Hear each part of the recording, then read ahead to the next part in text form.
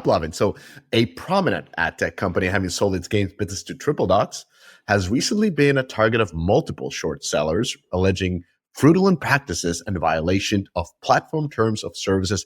In response, AppLovin has taken significant steps to defend its reputation to reassure investors. So let's talk about it. The effects of the short sellers.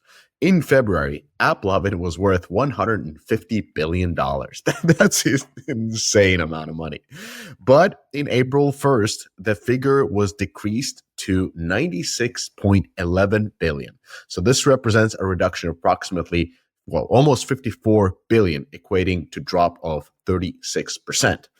And this is due to the short seller report that came out. So what actions have AppLovin taken? It has taken illegal actions. So it engaged a law firm to conduct independent investigation into claims made by the short sellers, demonstrating the company's commitment to addressing these allegations head on. And of course, there was the PR rebuttals. So CEO Adam Foroughi and CTO Basil Shikin, they've both published blogs. So they've really been blogging hard, explaining the company's stance on data collection and advertising practices and so forth, taking this really serious with multiple blog posts. Now, the takeaways here are, in my opinion, pretty interesting. So number one, short sellers have power. We saw this with Roblox. They had power for a hot minute, used the P word. They came pretty hard, all until the Hindenburg kind of self-imploded on that attack. But in this one, it seems to be sustained. And that means that the companies have to really, especially in the ad tech space, have impeccable compliance and communication strategies, perhaps even other than blogs, to mitigate such vulnerabilities.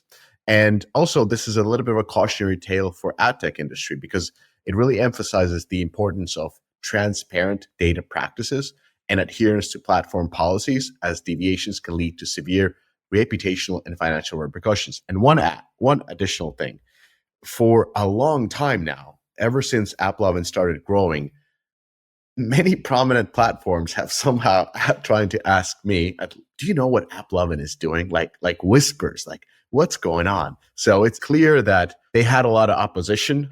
And I think that helped with these coordinated attacks on the company. So Eric, what do you think?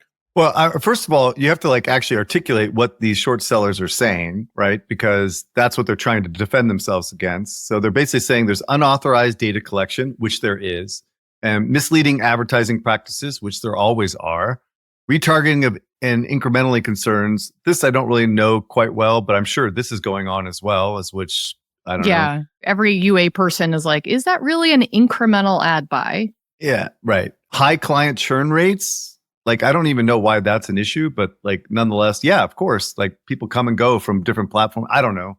And then targeting children with inappropriate ads, right?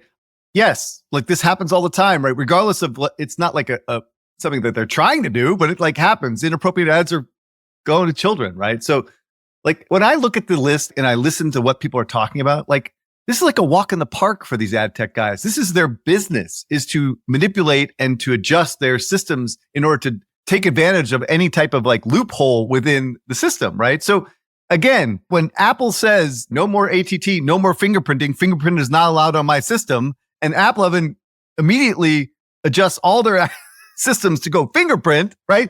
That's exactly what these guys are talking about, right? And so they're all dirty, right? And so every time I see these short sell reports, I'm just thinking the same thing. It's yeah, this is advertising. That's why this business is fucking gross, only one level above gambling. It's this is what the business is. AppLovin just does it better. Why are you blaming them, right? They fucking are destroying Unity. They're even destroying Facebook. They're beating Facebook at their own game and going after e-commerce.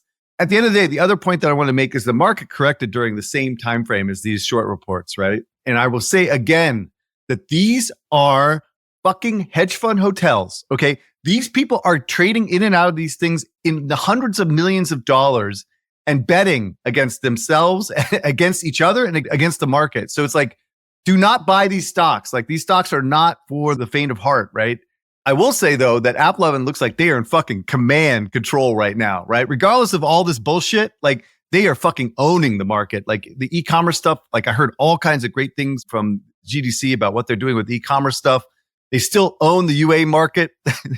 Unity is like nipping at their fucking heels, but they got no chance to compete against AppLovin because they are just so entrenched, right, in terms of their position in the market.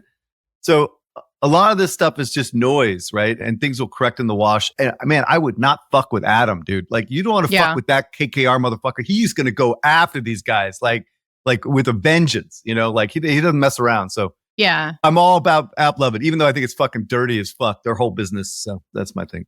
Cress, I think there's a song to summarize your feelings, which is like, hate the game, not the playa. Yeah, exactly. Something like that. Yeah, fix the shit, dude. Yeah, you're right. Like, they know how to play the game better than anyone else. And I think we should call out these short sellers, to your point. And actually, somebody did. Like, Mishka, the Heisenberg people who went after Roblox, they're out of business because it didn't work. I mean, yes, everyone talked about it for a couple of days, but Roblox rebounded right after because there was really not a there to what they were talking about. And so I kind of feel like it's the same thing here, which is, thank you for telling us everything we already knew about the ad networks. There's nothing new, and they were just trying to make money off of calling this stuff out. So this is just a day in the life of Eric Seifert, you know? He lives this shit, right? You know, like, well, big deal, whatever. I wrote about this last week on my fucking blog. Yeah. We actually talked about this when this happened back in February. We love what AppLovin does for the industry. I mean, if you're a marketer, you cannot do UA without having AppLovin as one of your top 3, if not top 2 channels. So it's Meta, Google, and AppLovin. And sure is, you know, Unity there, maybe a little bit, but AppLovin, like, if that goes away, our ability to market this industry also goes away on mobile.